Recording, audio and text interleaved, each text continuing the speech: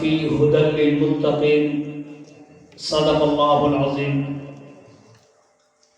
سامان تجارت میرا ایمان نہیں ہے، سامان تجارت میرا ایمان نہیں ہے، ہر در پہ جھکے سر یہ میری شان نہیں ہے، ہر لفظ کو سینے میں بسا لوں تو بنے بات، تاقوں میں سجانے کو یہ قرآن نہیں ہے۔ میرے واجب الاحترام حضرات علماء کرام، آبائی دین علاقہ، معززین شہر، بزرگان دین اور نوجوان دوستوں، میں بلا تمہید اپنی بات کی ابتدا کرنا چاہتا ہوں کہ جو آیت مبارکہ میں نے آپ حضرات کے سامنے تلاوت کی ہے، اللہ تعالیٰ نے اس مقام میں بیان فرمایا الف لام میم ذالک الکتاب لا ریب فیہ ھدی للمتقین۔ یہ قرآن پاک کی سورۃ بقرہ کی ابتدائی 2 آیات ہیں۔ اس قسم کی آیات اللہ تعالیٰ نے قرآن پاک کی متعدد سورتوں کی ابتدا میں اللہ تعالیٰ نے بیان فرمائی ہیں۔ مثال کے طور پر اللہ فرماتے ہیں قاف، یہ مستقل قرآن پاک کی ایک آیت ہے۔ اللہ فرماتے ہیں نون، یہ بھی مستقل قرآن پاک کی ایک آیت ہے۔ اللہ فرماتے ہیں طٰہٰ، یہ بھی مستقل قرآن پاک کی ایک آیت ہے۔ اللہ فرماتے ہیں طاسین میم، یہ بھی مستقل قرآن پاک کی ایک آیت ہے۔ اللہ فرماتے ہیں قاف ہا یا عین صاد، یہ بھی مستقل قرآن پاک کی آیات ہیں۔ کیا مطلب؟ اللہ تعالیٰ نے اس قسم کی آیات کو قرآن مجید کے اندر جہاں جہاں بھی بیان فرمایا، انہیں حروف مقطعات کہا جاتا ہے۔ کیا کہتے ہیں؟ حروف مقطعات کسے کہتے ہیں؟ حروف مقطعات کا معنی کیا ہے؟ حروف مقطعات کا مطلب کیا ہے؟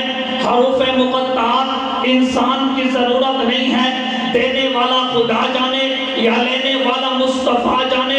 اللہ تبارک و تعالیٰ نے قرآن پاک کے اندر جو کچھ بھی بیان فرمایا، یقیناً وہ کائنات کی ضرورت تھی، لیکن جب بات آئی حروف مقطعات کی تو اللہ تبارک و تعالیٰ نے حروف مقطعات کو پردوں میں چھپا کے رکھا۔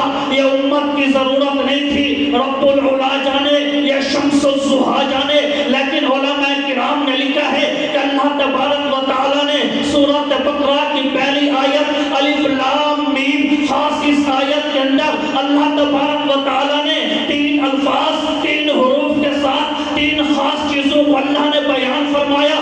اللہ فرماتے ہیں الف لام میم، الف سے مراد اللہ کی ذات ہے، لام سے مراد جبریل امین کی ذات ہے، میم سے مراد جناب محمد مصطفیٰ صلی اللہ علیہ وسلم کی ذات ہے۔ گویا کہ رب تعالیٰ نے قرآن پاک کے ابتدا کے اندر ہی اس قرآن کا تعارف یوں دیا کہ یہ وہ قرآن ہے جسے بھیجنے والا اللہ ہے، لے کے آنے والا جبریل امین روح اللہ ہے، اس کو لینے والا جناب محمد الرسول اللہ ہے۔ اور جس قرآن کا یہ تعارف ہو کہ اسے اللہ نے بھیجا، جبریل امین لے کر آئے، جناب محمد مصطفیٰ صلی اللہ علیہ وسلم کے سینے کے اوپر اللہ نے اس قرآن کو نازل کیا۔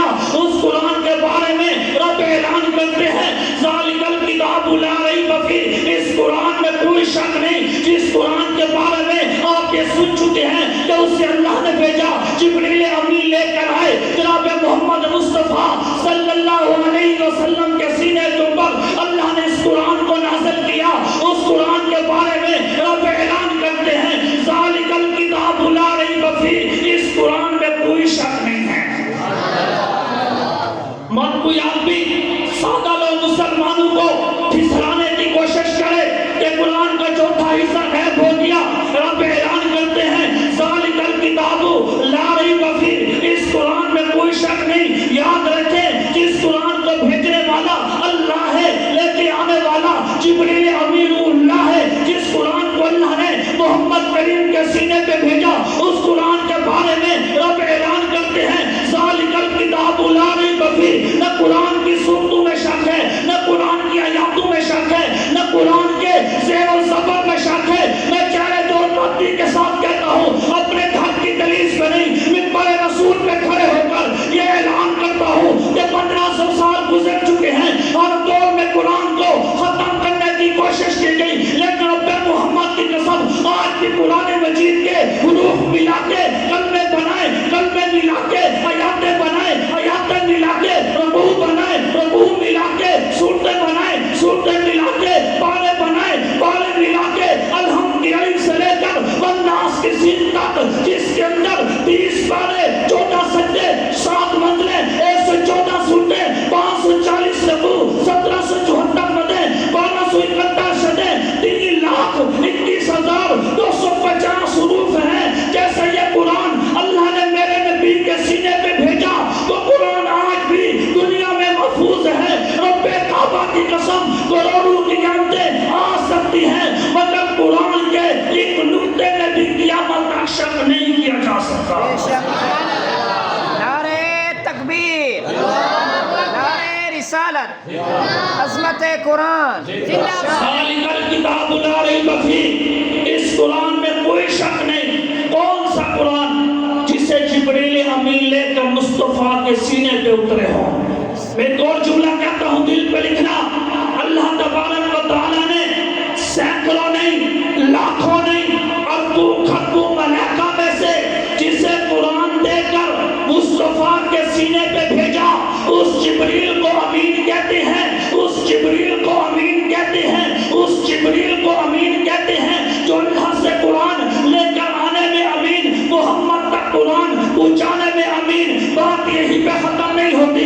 आइए जरा तुम्हें मदीने ले चलता हूँ, आइए जरा मोहम्मद करीम के कदमों में ले चलता हूँ। मेरे आका मौजूद हैं, जनाब जिब्रील अमीन मेरे आका की दरबार में हाजिर हुए। मेरे आका ने कहा, जिब्रील कुरान आता है, किताब मोहम्मद तैयार करते हैं, कुरान आता है, सहाबा